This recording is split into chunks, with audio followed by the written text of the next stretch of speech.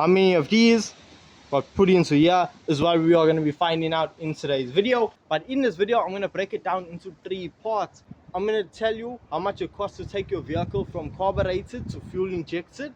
Then I'm going to tell you how much it costed us to take this car from a 1.8 carb to a 1.9 fuel injected. And then we're just going to go over how much it costed to do the rest of the car so far. It's painful to calculate this. So with that being said, I hope you guys do go on to enjoy today's video. I hope it helps someone who watches this video. And with this being said, don't forget to subscribe for more VW Fox content. Carb to fuel injection. Now I just want to put this out there. I know a lot of people will be commenting saying, oh, I never changed that and my car is still fuel injected.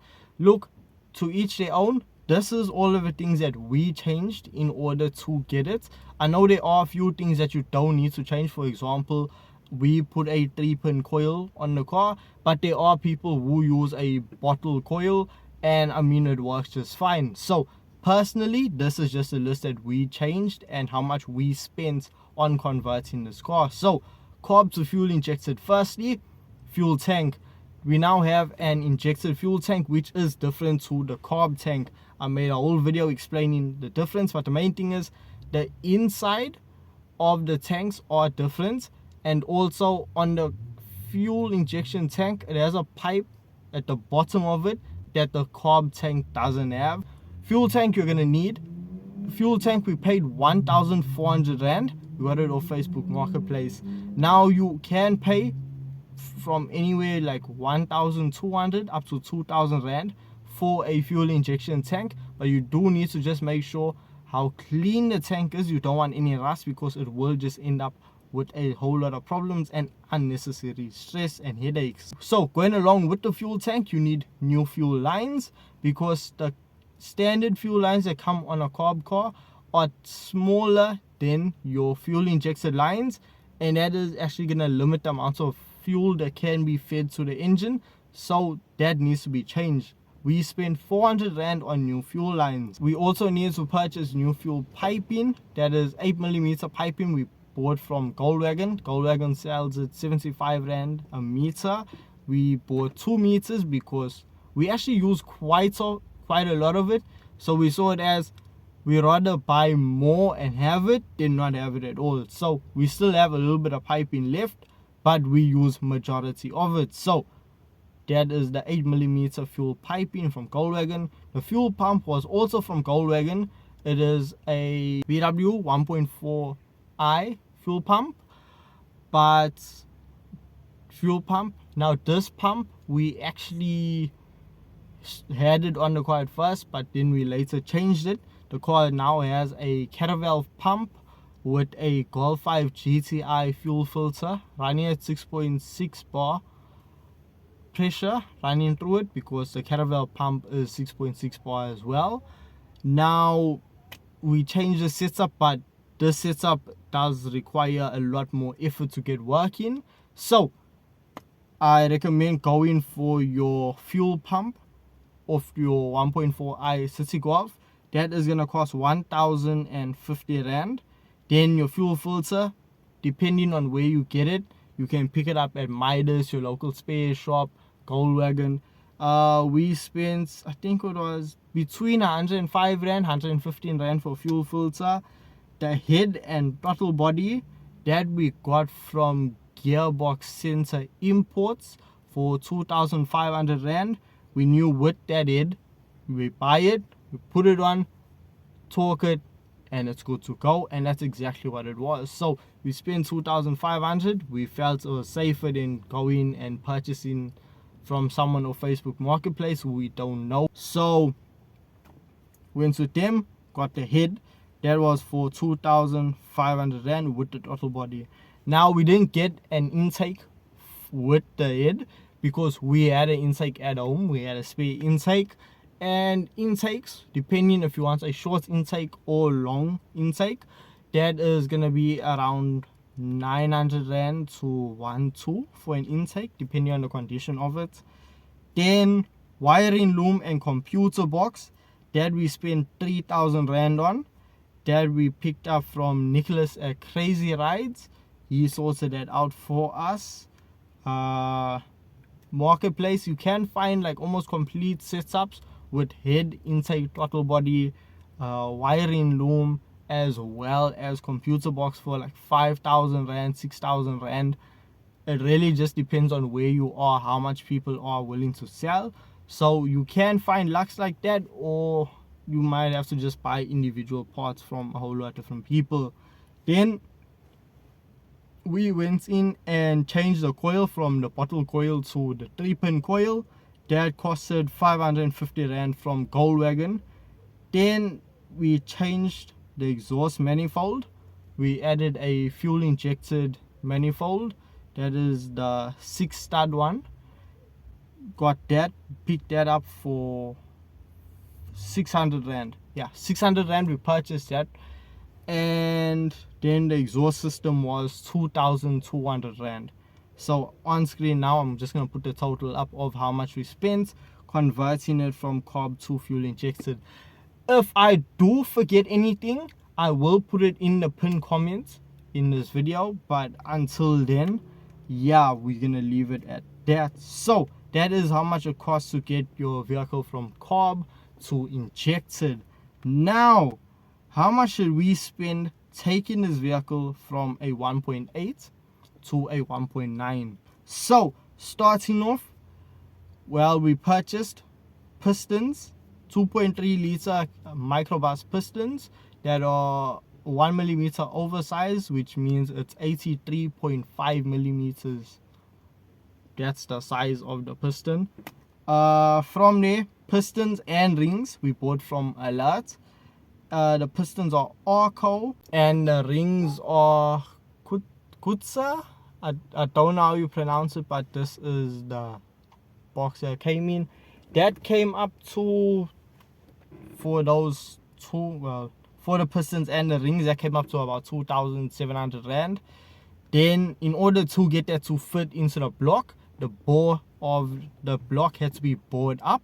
So the cost of boring the block as well as machining the pistons, because the 83.5, well, the 2.3 pistons are slightly bigger than your standard 1.8 pistons, so they do have to be machined down, and with that totaled a whopping 3,000 rand. So it costed 3,000 rand to bore out the block as well as machine the pistons down. Then big ends, mains. The big ends costed 225 rand and the mains costed 395 rand. They came from Township Motor Spares. They are AE big ends as well as mains. Then we bought a metal head gasket, 83mm Victor Ryan's metal head gasket. That costed 700 rand on its own. Yes, I didn't say head gasket set. Just the head gasket alone was 700 rand. It was a 83mm head gasket. Then we purchased a Victor Ryan's gasket set. That costed another 1,000 rand right there.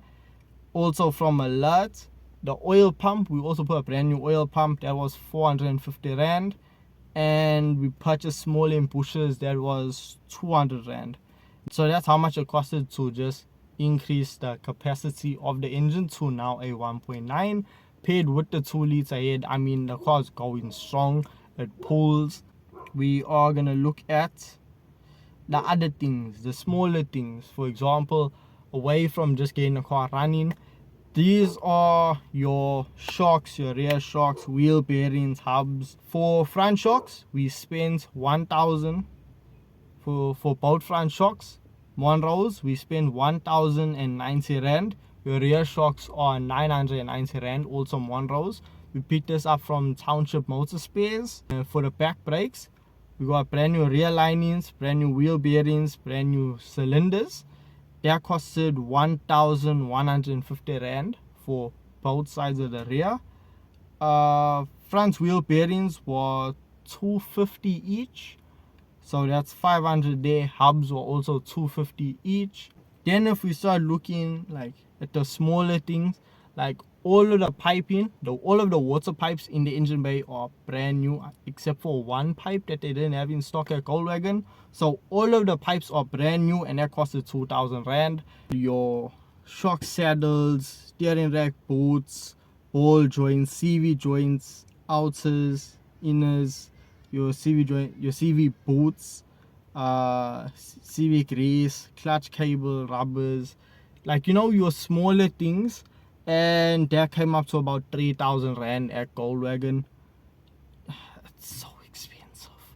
But yeah, that's a few of the things. There are a lot of things that I am forgetting, but there were things that we saved on. For example, the speakers that came with the car. That's really the only thing we saved. Now, the cost of labor to do a job like this is, I don't even want to know. I have seen people advertising on Marketplace, like mechanics, talking about they will do this type of a conversion, like from carburetor to fuel injection, with them getting a parts and everything for you, starting from 10,000 rand. And working its way up depending on how much or how scarce parts are at that time. So yes, it took a lot of time, it took a lot of effort if you are going to be doing this alone, but honestly, I wouldn't change it. And if we are going to be roughly looking at how much we've spent in total, look, I could have gotten a Polo, but we're not going to talk about that. Yes, this car was expensive, but I wouldn't change it for anything, because without this car, without us needing to change all of this, I wouldn't have been able to make the videos that have been posted for you guys to watch, for you guys to possibly help and find out. Maybe, yeah, you have that same issue, like with the gearbox, with the D10 being broken. That's, I know a lot of people have come up to me and said, hey, they also had the same issue with their gearbox. So I feel like, you know what, it was educational. Yes, it did cost a lot of money, but at the end of the day, I would not take a Polo over this car. I'm extremely happy with how the car came out, how the car is going so far. There is still a lot of work to be done to the car, but as it stands, a lot of money is being invested, and you know what,